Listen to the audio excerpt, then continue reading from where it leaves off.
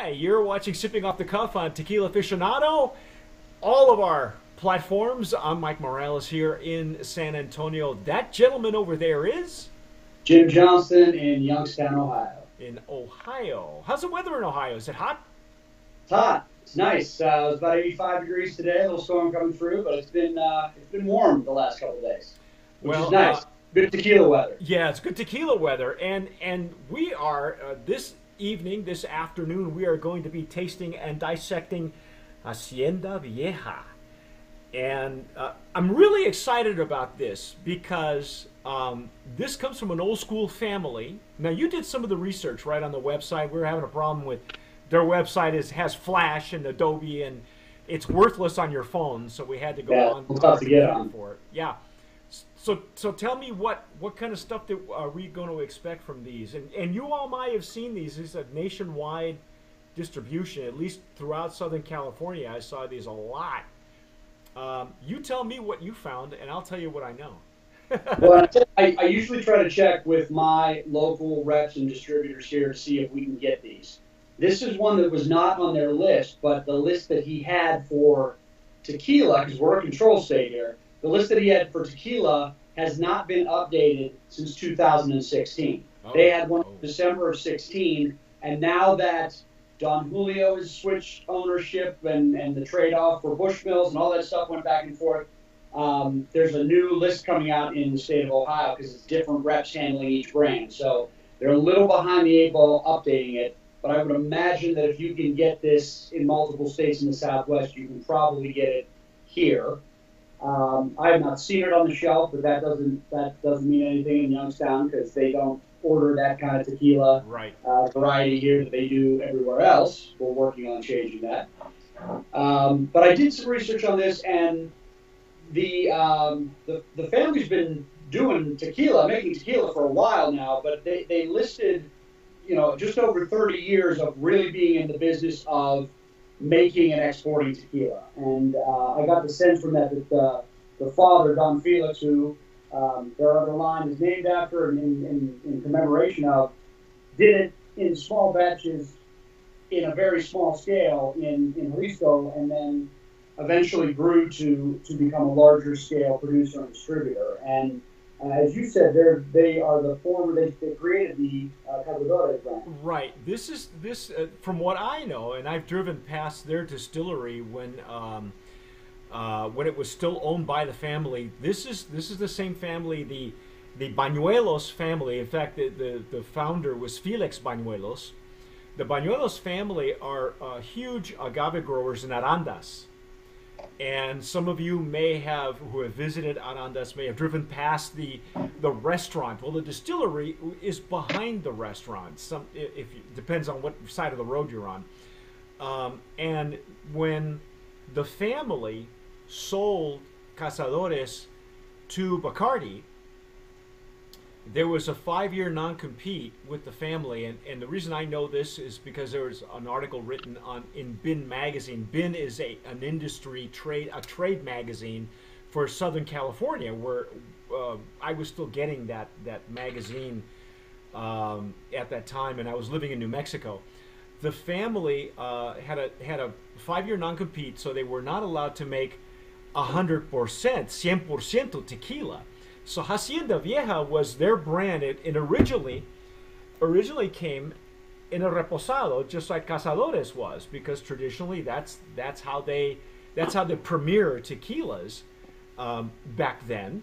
They, even when Cazadores was out, you could only get it in a reposado for years until. I've still not seen a Blanco Cazadores in Ohio here. So. Yeah, there's Blanco ever since Bacardi took it over. There's Blanco and Añejo, which we were able to get in New Mexico. New Mexico was a franchise state, so we're not a control state, but it may as well be, or was. In any case, the Bañuelos family made a huge. Make a lot of money selling agave. They literally, the family sits at the restaurant in the mornings and they set the price of agave.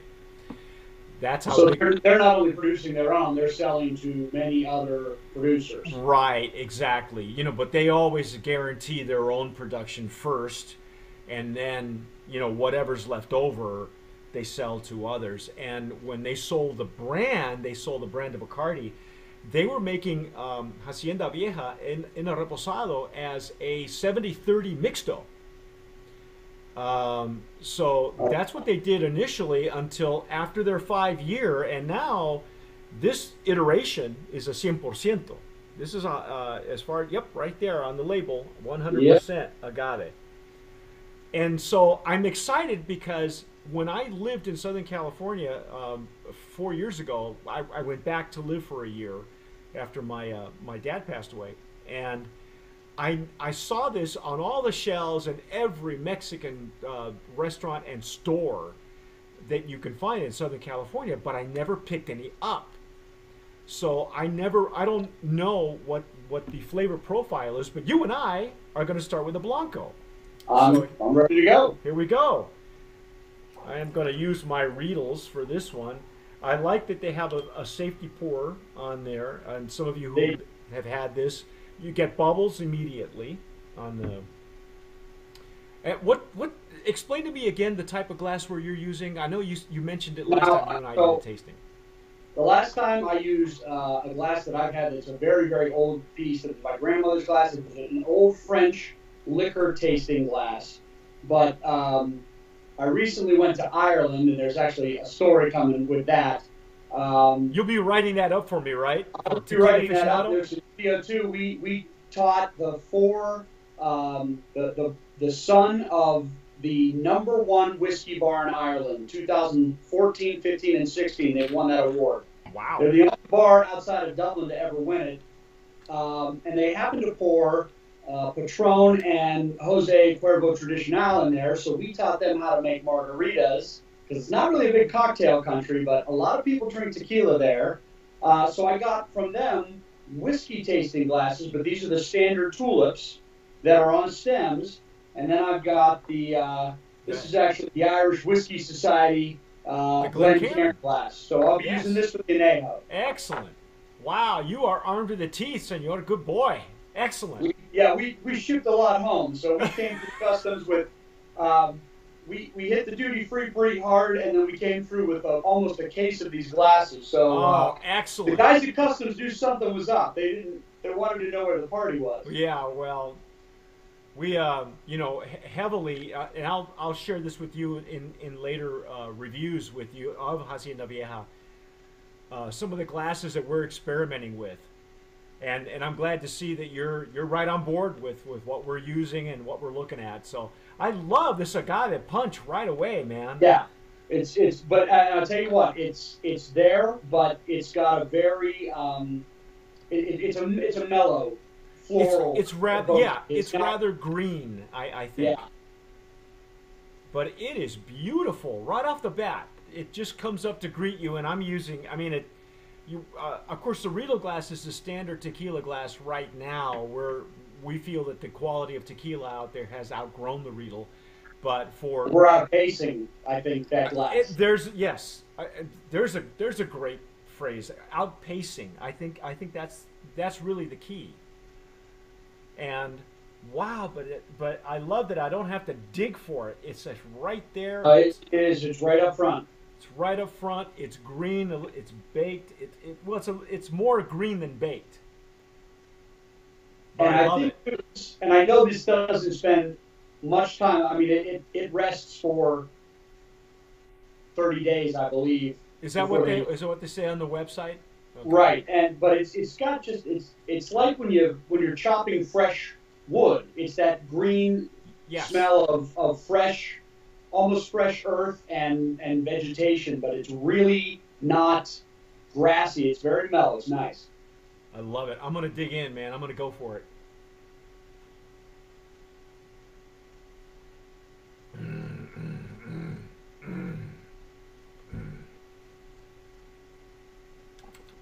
Wow. Holy cow, man. Wow. Wow. That's nice. That is beautiful. It's got a nice medium to warm finish. Yeah. It's got the nice retronasal. It's very consistent.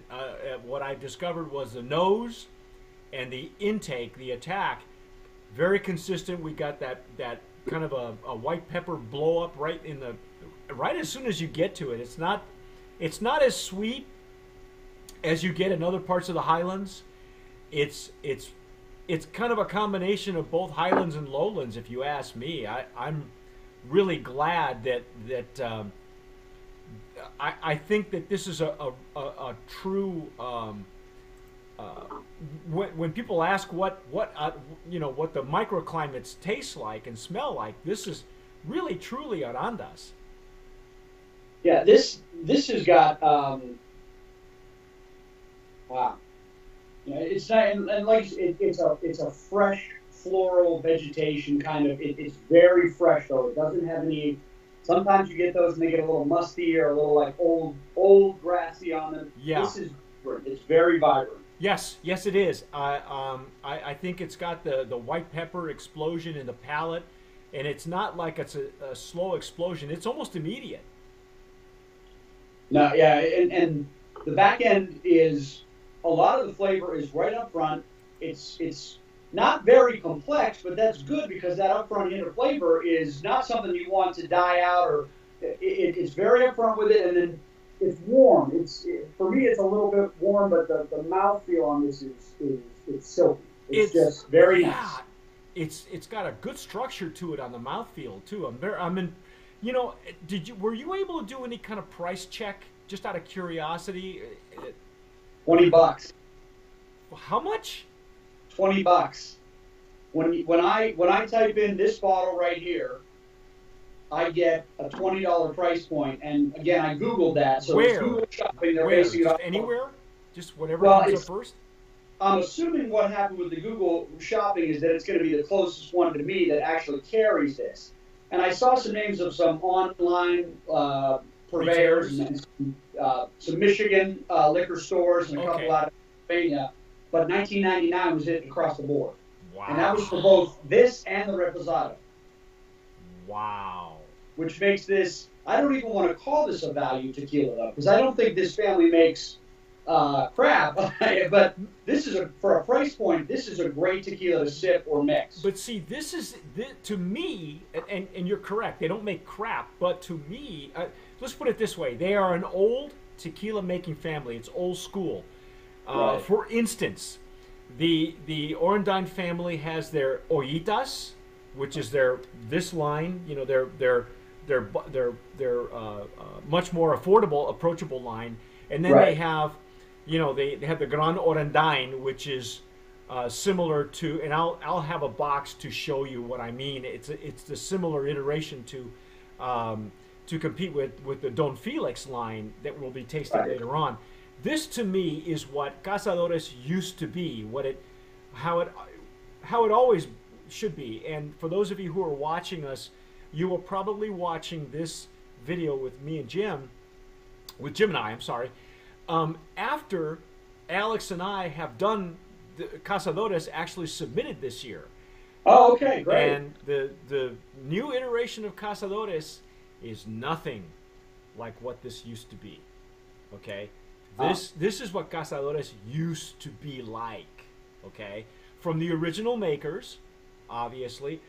And so what I would say to you is, to me, this is a value, a brand of promise in the value category. Because for $19.99, and you do cocktails more than I do, would this stand up to a margarita or to a cocktail? Or this would be great in a margarita, because I think, and especially the way I make them, I don't even do agave nectar. I do fresh citrus and orange liqueur, and that kind of lets the tequila stand out. If you don't have good tequila, it's like drinking spiked lemon juice. But if you get a good, vibrant tequila where the flavor comes together, it tastes like a margarita. It doesn't have the same kind of sugar. But I would say that you could probably use this to make a variety of tequila cocktails. And I would even say some gin cocktails if you wanted to mix it up, because this has got the kind of floral that a gin would probably stay Oh, Look at you going out on that limb.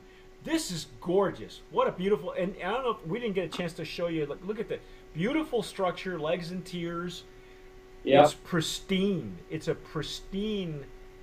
It's almost platinum. It's just so clear. It really is. It really is. And I mean, it's a